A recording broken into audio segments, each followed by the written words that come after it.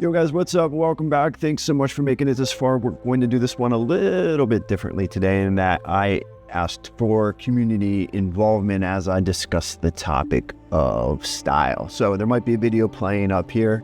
It's not 100% representative of a style, but it'll just give you something to look at rather than this stupid face while I do this intro. This is an intro, not an essay. So we're going to get right to the point of this video real quick.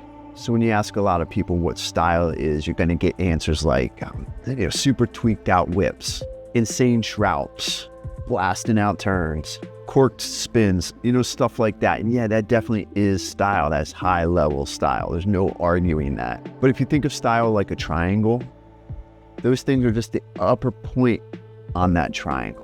Because style is so much more than that. Style is every decision you make on the bike and how you translate those decisions to every feature that you ride. For instance, person A might ride this feature completely different than person B, and they both are intentional and they both work, but the styles are completely different. And there's no wrong answer. Unless you are racing the clock, there is no wrong answer when it comes to style. So what fills the rest of that triangle? Well, it's all the decisions that you make. It's all those calculations you're making in your mind when you're approaching a feature that's not natural.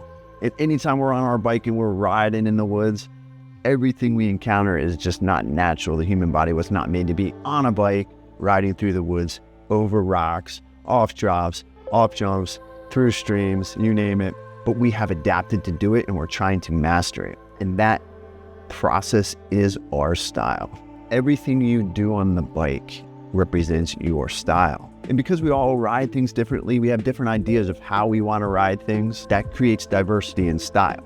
If we rode these things the way we intended to ride them, does that make our style bad? Not at all. It just makes our style different. Be sure to stick around to the end of this video to find out how you can be part of the community on the next video that I do like this.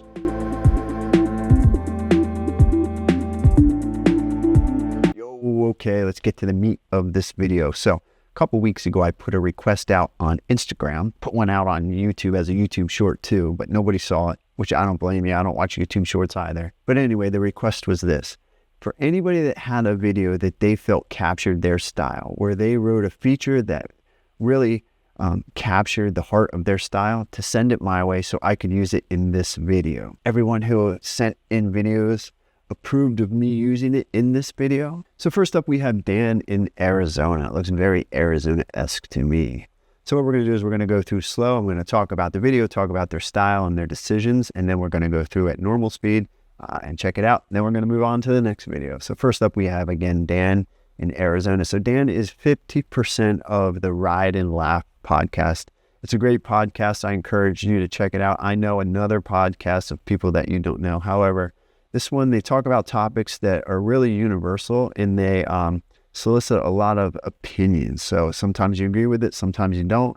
But that's what makes it interesting to listen to. It's a growing podcast. Give it a listen. It could be your new favorite podcast. You got nothing to lose.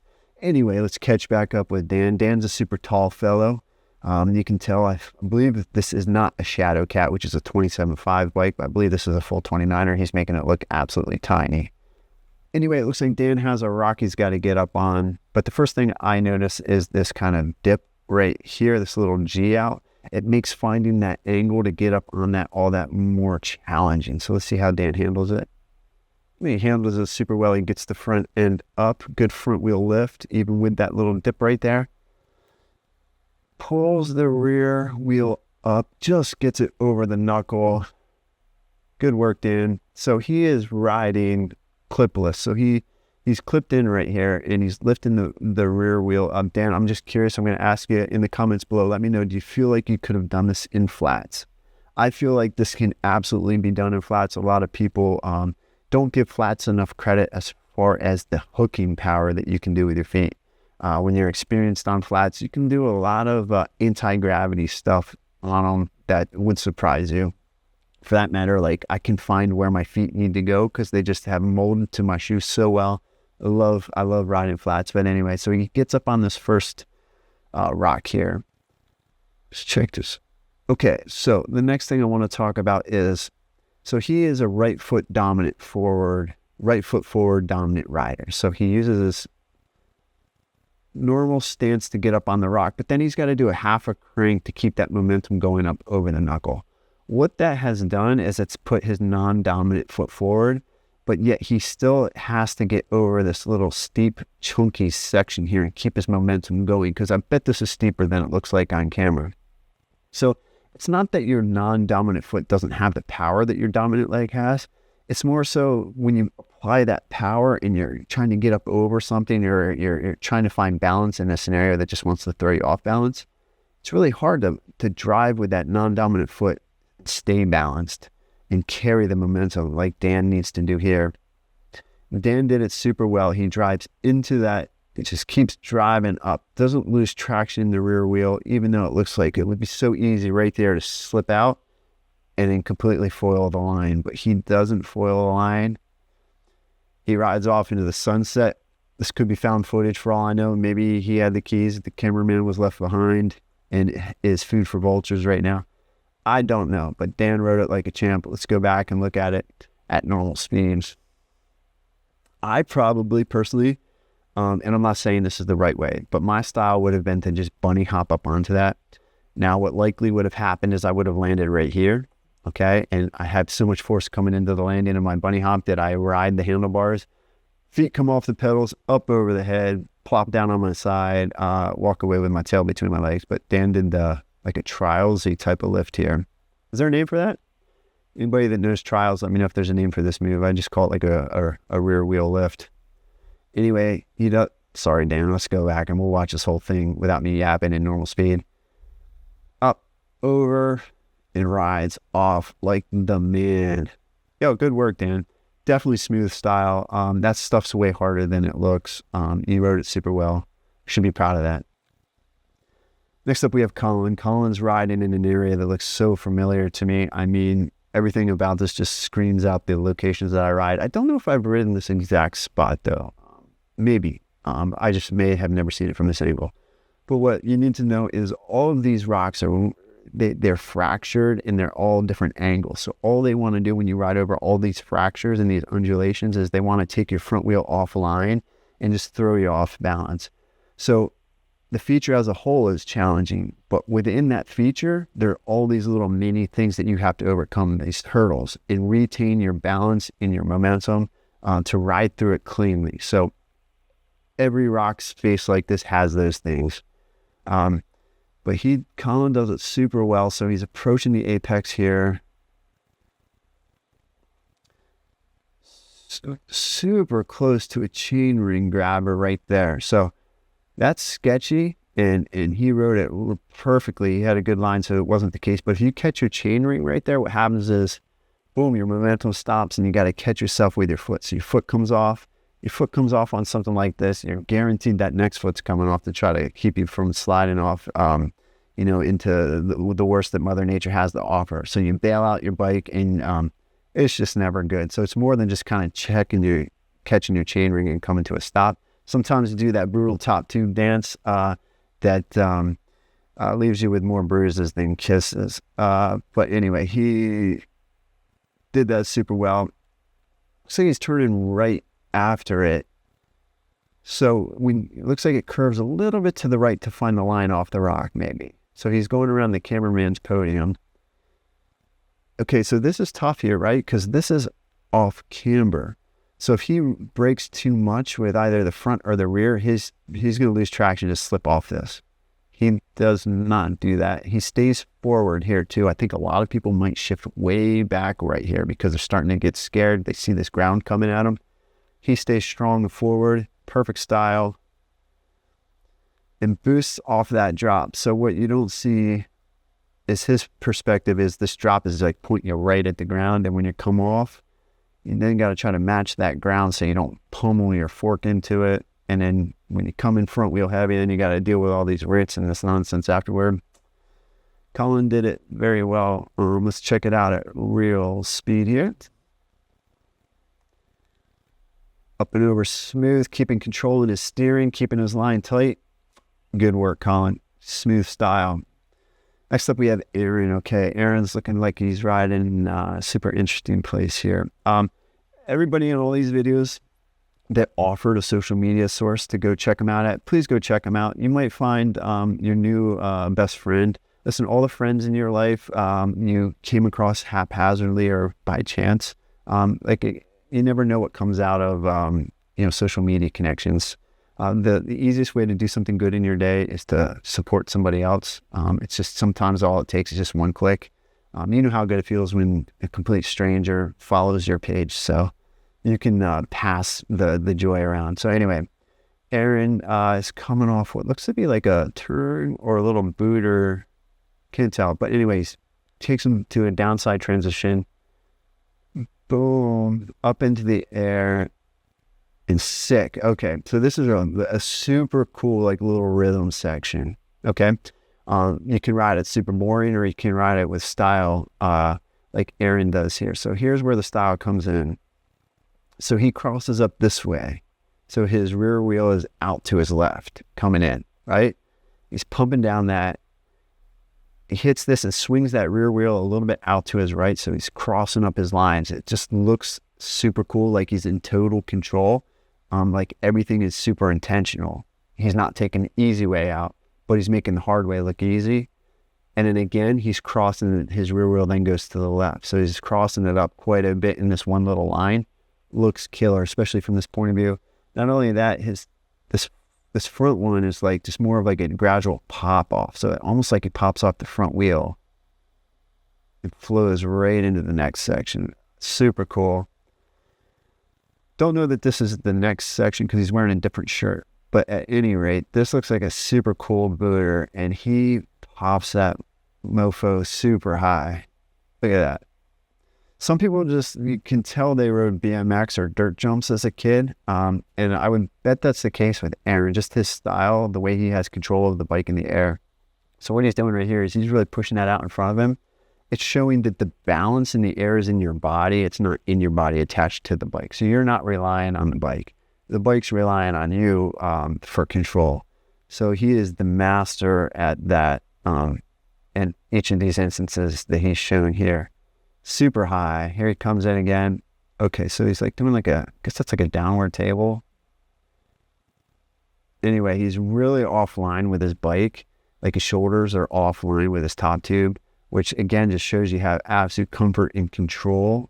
And then what he's doing here is he's bringing it back into a darn sweet tabletop. If you look at his forearm, it's almost parallel with his stanchion, which is like almost textbook right there.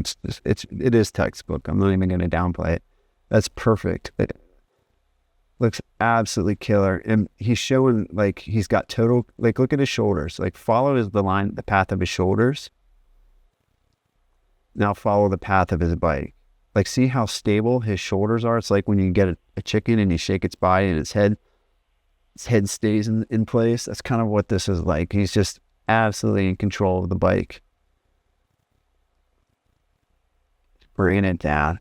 One thing about his style I want to say is like, it's not like rock'em sock'em robot. It's not like boom, boom, in and out and done. He eases into it, holds it, and then eases out of it. So if you looked at that like on an axis diagram, it would be like a bell curve. Whereas, if you just power into it, it's all straight lines, super like aggressive. It's super angular. It's not smooth. So he eases into it, holds it, and eases out of it to match the landing. Here he is, absolutely boosting. How high is that? So he looks like a taller guy just because he has longer arms and legs. Maybe 10 feet? I don't know. I might be down maybe more. That's hard. Like if he was 6 feet, yeah, maybe 10 feet. I don't know, 9 or 10 feet. Hard to say. Absolutely soaring right there. Here we get it from the side. Check that out. That right there is the definition of a tabletop. As flat as you can get. And like I said, watch, he eases into it, holds it, and eases out of it. In, out. Let's see if I can get an angle. I want to talk about something right here. Okay, we're going to see it in this one. So check out his left-hand grip. To get the bike where it needs to go, he slides his hand grip under grip. He undergrips it so he can push those bars up under his right shoulder and cross that up on his body. and get that elbow down and back and bring those knees in. Dude, absolutely killer, man. Absolutely killer style. Oh, dude, Aaron, thank you so much for sending that in. Those were great clips, dude. Next up, we have Tim. He's in Alberta. The first thing I want to draw attention to here before he even rides off this is check out this absolutely insane location. Like, these jump lines down here look absolutely awesome. Check out that berm right there too. Insane. Good build work back there. The other thing that's catching my eye here is this crazy layout for these picnic tables. These tables here, the grid layout is absolutely style in itself. So I appreciate that. Anyway, back to Tim. So Tim just completed a 6-stage mountain bike race. He's also working on like his turning technique. He said in his email where he's thinking about his upper body, using his shoulders and his elbows to drive him around that turn. Super cool to hear that. So thanks for sharing that, Tim. So let's see how Tim handles this drop here. So he handles it like an absolute champ. So I don't know that this is a blind drop because I think he can probably see the landing like a bike length or more out. But what makes this kind of sketchy from the rider's POV or challenging from the rider's POV is that the landing is so much steeper than where you're riding off of it. And what that does is it causes your brain to try to formulate all these calculations in your mind of what goes on between those two angles with your body. And it can make you really overthink the body mechanics and the body movement and make it less natural and cause you to do things that are completely unnatural. And Tim just rides it like a champ. He doesn't let that get to him. He matches the landing and rides off super well. So good job, Tim. That's definitely style. I appreciate you sharing that with me and everybody else who's watching this. So next up, we have Mike at MTB King Life on YouTube. Check out his channel. He's in the desert too. It looks like somebody's got binoculars here. Does your buddy have binoculars, or are you just holding up 2 cameras, or maybe just a big phone? I don't know. Anyway, let's focus on Mike, guys. He comes off this drop, propane tie in the house, love it. And he's coming into some insane, chunky, loose-looking landing. So some drops, like overcoming the gravity part of the drop is one thing, and then riding it out is a whole other thing. And if you've ridden enough, you know that they're packaged as one. So people looking from the outside might just look at it as, oh, he rode off an easy drop. And I'm not saying this drop is easy, because all drops are way harder in person than they are on camera. And this definitely looks like a gnarly drop. But what also is gnarly, and the point of this, what I'm talking about here, is the fact that the landing looks super loose and super sketchy, and you can't discount that at all. I think we're going to get different angles here.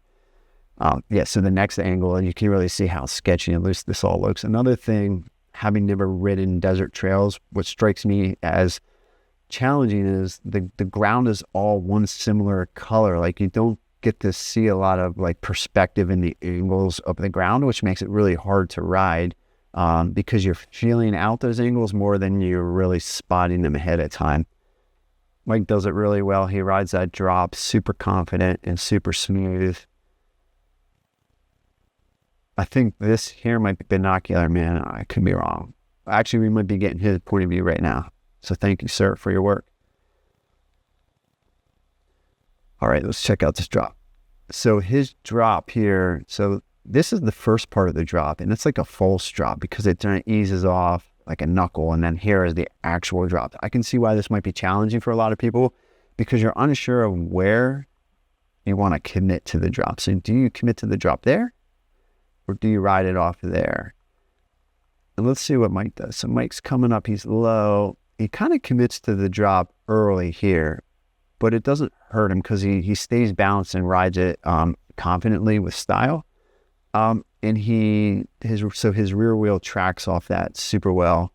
A lot of people I could see get hung up here with their rear wheel, which would pitch you forward.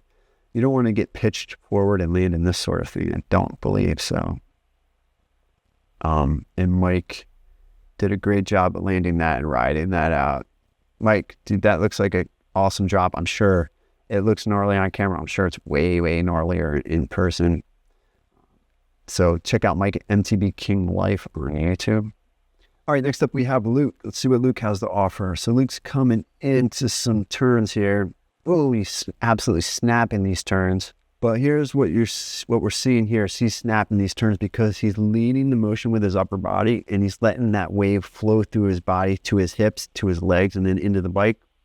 What that's doing is it's creating like an elastic effect where he's really snapping around these turns and popping through them. And it all starts with confidence in the shoulders. Such a cool style.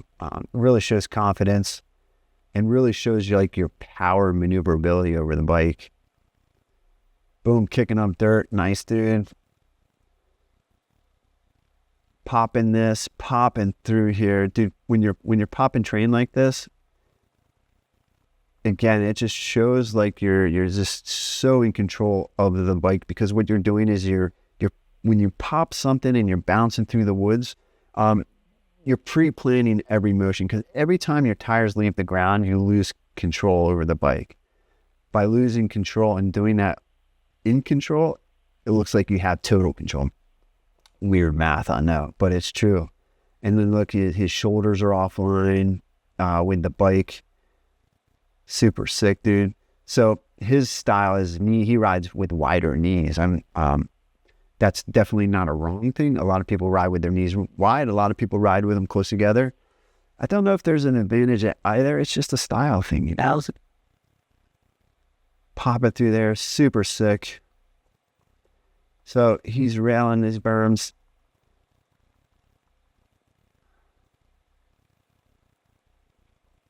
Absolutely railing, leading with the hips, the shoulders. Look at his body's crossed up there because his shoulders are going where his shoulders are getting to where he wants to go to next before his bike has gotten there. And again, that just leads to that wave effect, that elastic motion. Pop in, boom. His video is a little choppy here. I don't know what frame rate he sent it to me at. It might be a super high frame rate. So we're going to do our best with it, but absolutely dominating this section of woods here. So sick. Every time he pops, he angles the bike a little bit differently.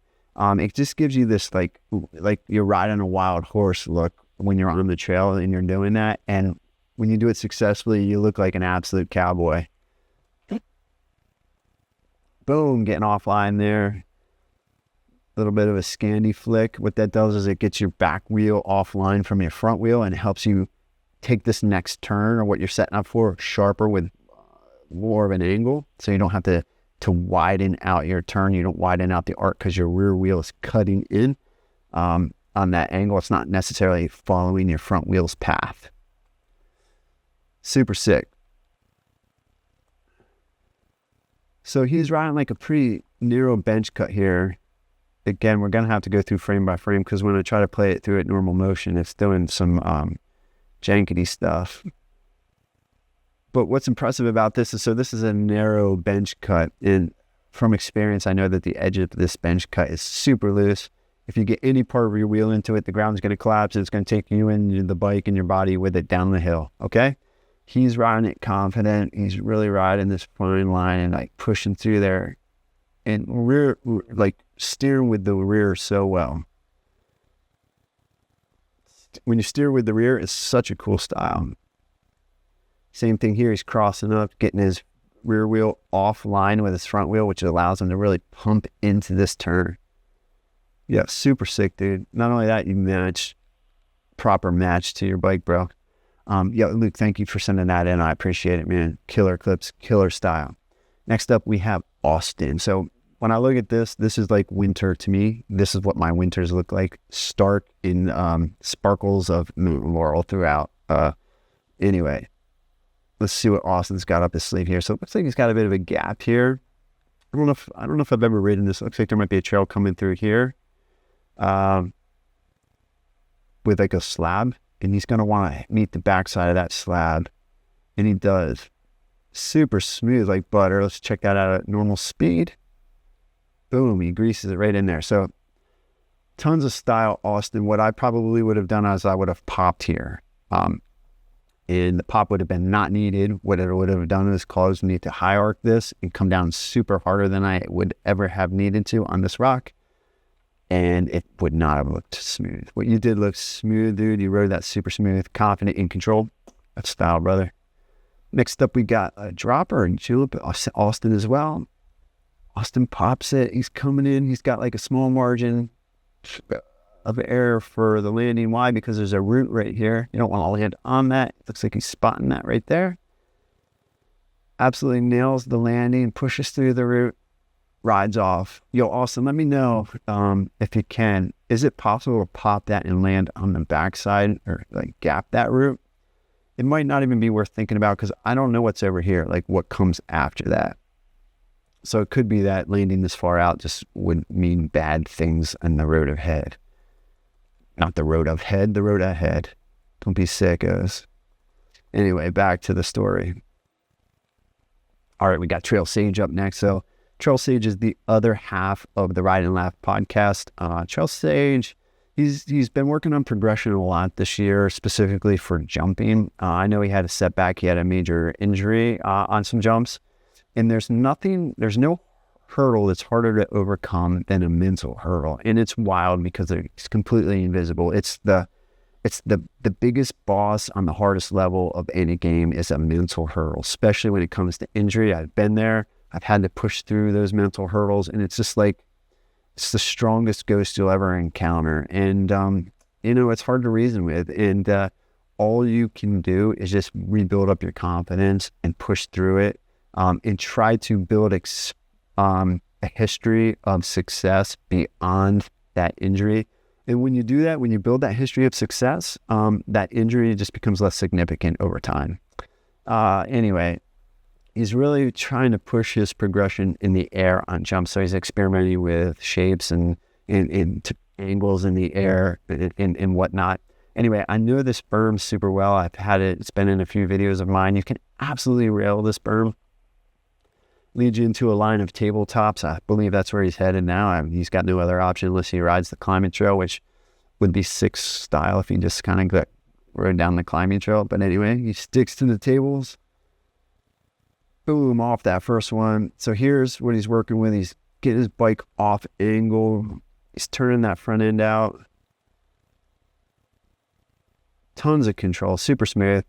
I do want to bring everyone's attention to this leaf though, because he's riding off this with such force, it just gets sucked into his vortex, like if it were getting sucked into a plane engine. Boom, up and over. Does the leaf clear the tabletop? Comes up short. You got to go back and do that again, Sage. I'm sorry. Totally joking, dude. Very smooth.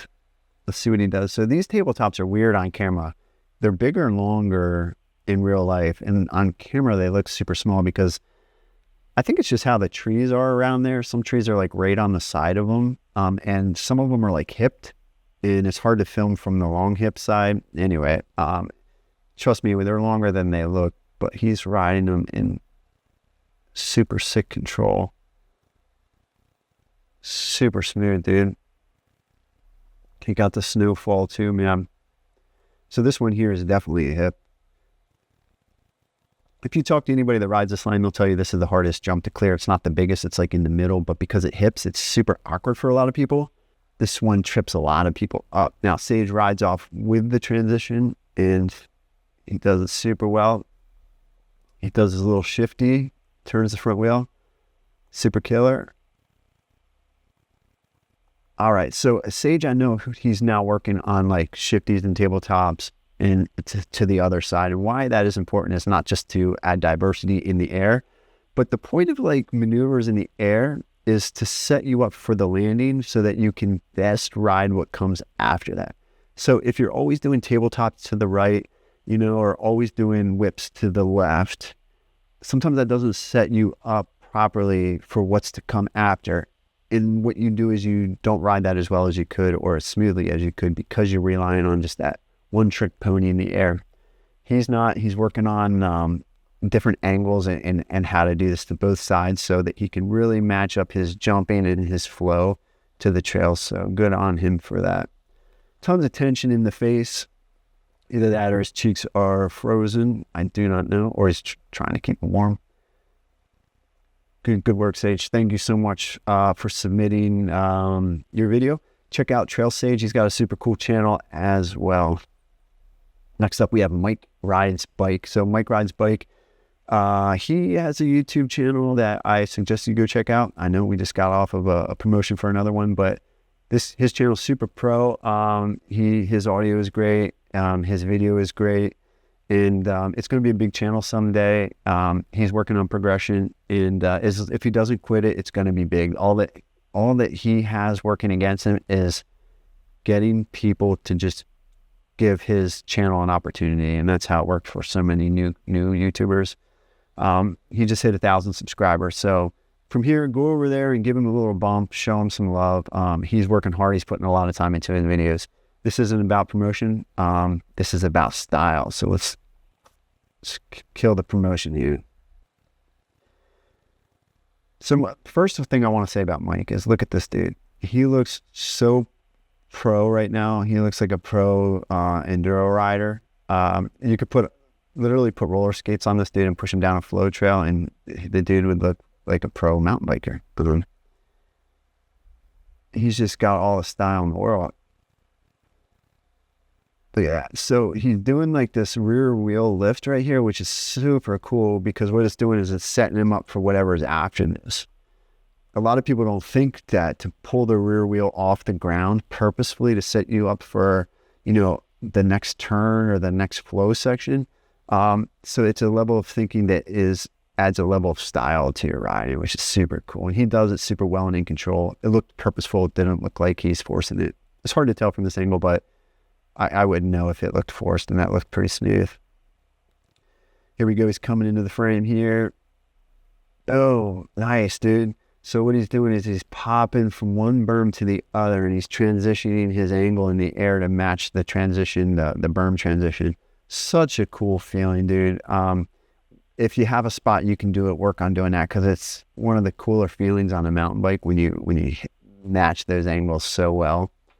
And he's doing it super well too. Total control, looking ahead. Super sweet, dude. Next up, he's getting up to speed here.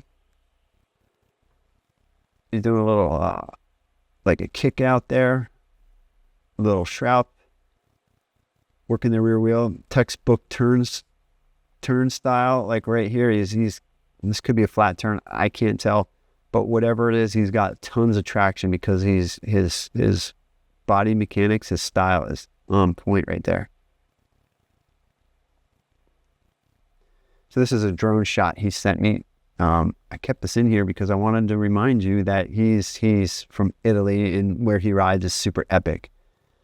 Now he's just cruising through the shot here, but here's how I would have ridden this. I would have come in way too fast and out of control with zero style, no intention. And I would have blasted through there into these shrubs, and I would have ended up in the drinker down here, and it would have looked like somebody was blowing me with a leaf blower. What we got here? So these shots, the earlier shots specifically, aren't color graded. He sent me raw footage. I didn't color grade them because I don't want to misrepresent what his channel looks like. So if you want to see how he color grades, head over to his channel. So this dirt here looks absolutely insane. I mean, look at this loom. He's kicking up dirt, roosting. Proper roost. I do wonder, Mike, let me know in the comments below. Can you ride this wide and transition from right like here up onto this and ride this like a wall ride? Or ride it high like a berm? Like a high berm? Like a wall ride berm? Like a berm ride? You get the drift. Anyway, dude rode it super well. What do we got going on here? Oh. So these earth berms, man, nothing is as solid as an earth berm versus a berm stacked on earth. This one's cut into the earth, man. You can absolutely rail these types of berms. It's like they're made out of concrete. They feel cool too, because you have earth, trees and stuff growing up above you. So you don't, gives you less of that sensation like you're gonna blast over the top of the berm, high side it. It comes into a pretty sharp left there. He's got a kicker here. Super smooth spot in his landing. And Mike, are you riding with two different color shoes, or is that the light, buddy?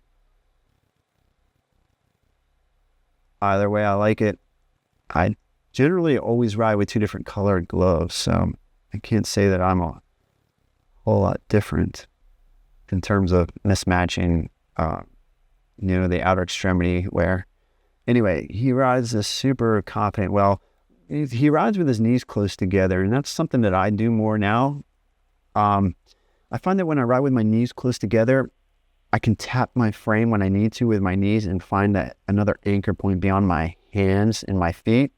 I can use my knees to anchor to the frame, whether it's turning and it's one knee or if it's stability with both knees. I don't ever pinch the frame with my knees because I think then that would reduce mobility. But having them close together, I find stability in the frame.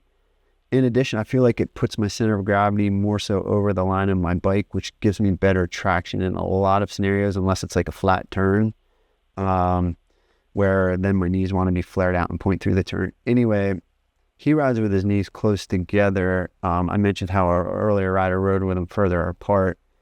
I just wanted to point that out because it's just, a difference in style.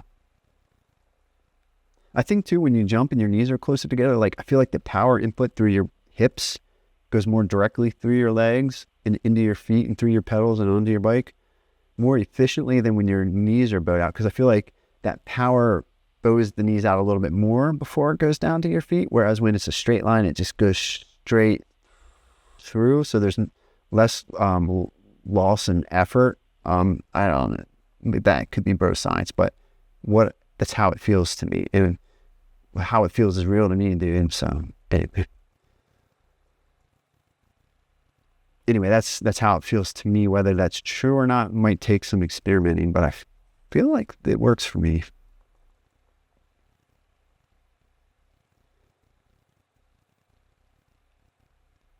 All right, dude, coming into a sweet looking section here. So what he's doing is, first thing I notice is, so he's coming up over this roller into a turn, so it's a little bit off camber. So what a lot of people would do is probably straighten this turn out and just come up over this and pump down the back. I don't know what's after here, but I definitely see how you could straighten this out more than he does.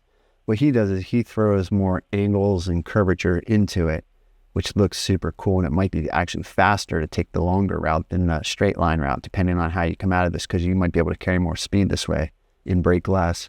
But anyway, he's coming up over this roller and he's letting the bike come up into him. And that's important because he needs to make sure he retains traction on the back side of this roller.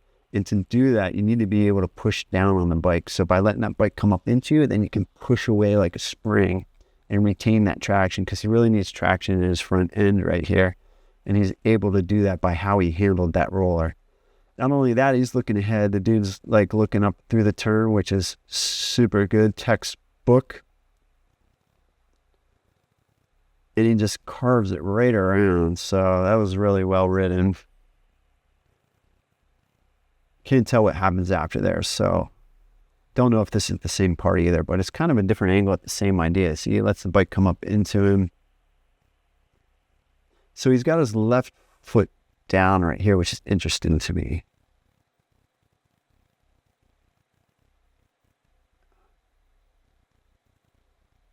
I'm going to look at that again. Versus flat pedals. And I think it's because this is more off camber than it really looks on camera. So that left foot's probably giving him that added level of traction because his weight's more so in here rather than spread to the right side. So that's my guess, is that's the case there. And he pushes and carves right around that. Flicks that back end out again, getting that rear wheel offline with the front one so he can carve right into that. Nice. Yeah, good job, Mike. Sick style, dude. Thanks for sharing that. Again, go check out his YouTube channel. Next up, we got Denny Janetti, MTB, another YouTuber. He rides bike park quite a bit. He's a bike park rat, which is not a bad thing.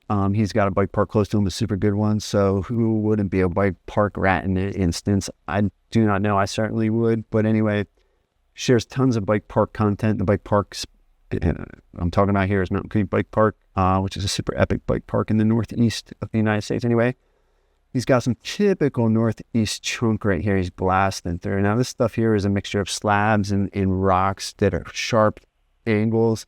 Everything just wants to put you offline. It wants to hook up your front wheel. It wants to pedal clip you. All those things just want to put you over the bars.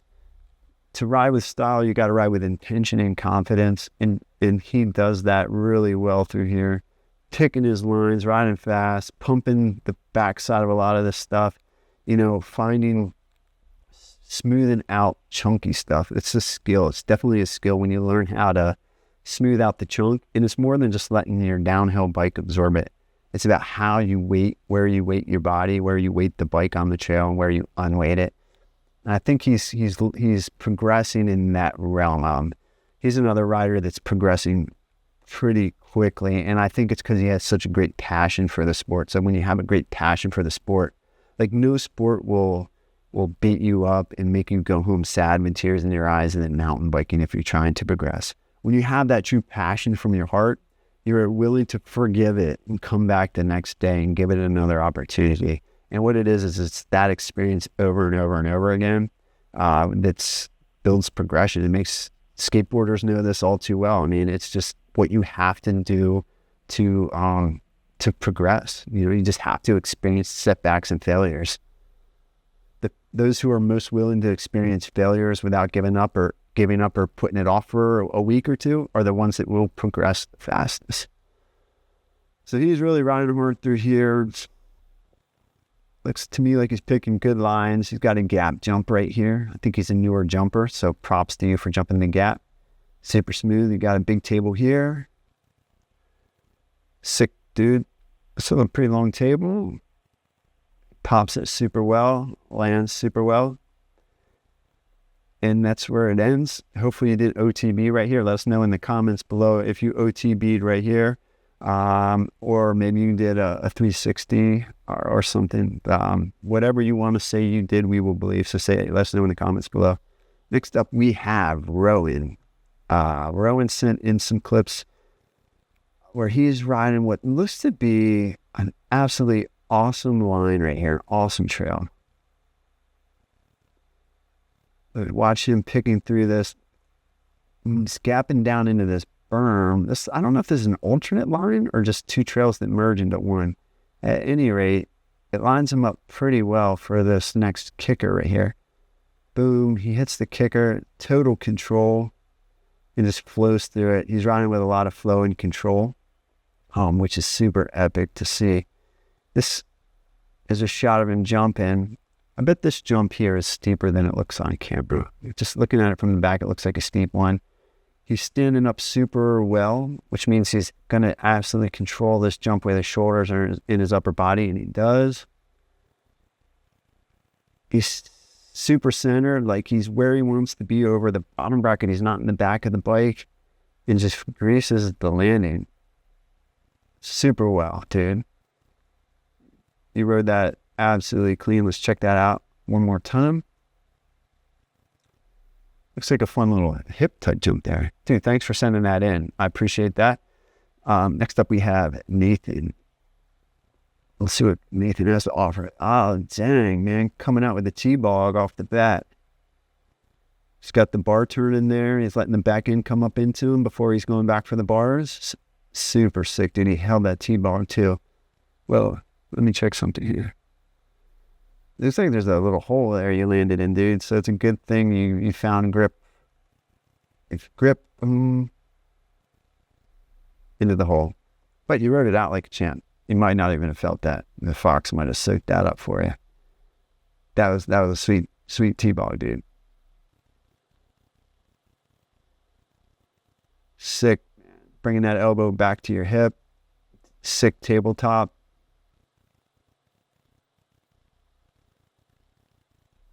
This looks like a pretty cool riding spot too. The Suey. Got that seat pinched. Nice, man. That looks like a really good trick jump. It's a good size and has a good arc to it. Good job, dude. All right, so we know what's going to happen here. Why do we know? Because exactly what his head and his hips are doing.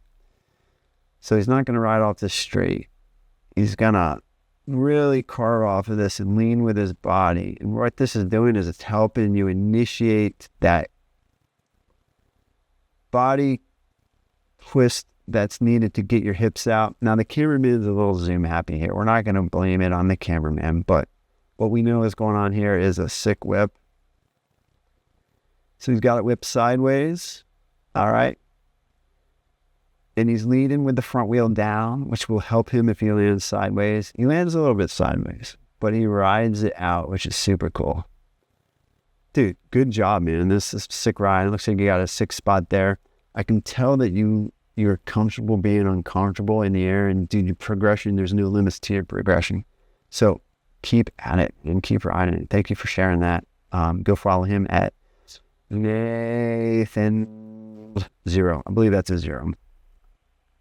It's this.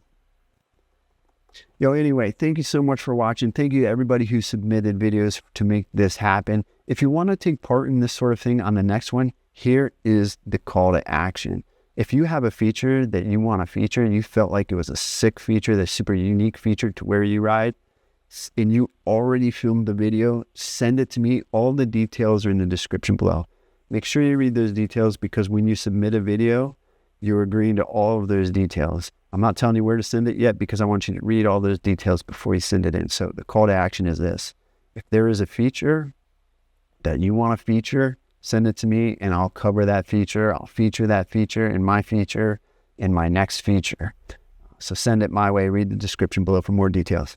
In addition to that, I hate that this is a boys club. Please, please, please, ladies, send in your videos. Maybe my demographic does not include women or females or girls. I have no idea. I never checked my analytics. But don't be shy. Send in what you've got. I want to feature you guys on here, you gals on here as well. Finally, so what is style? So my belief is this. Style is not what you do in the best case scenario.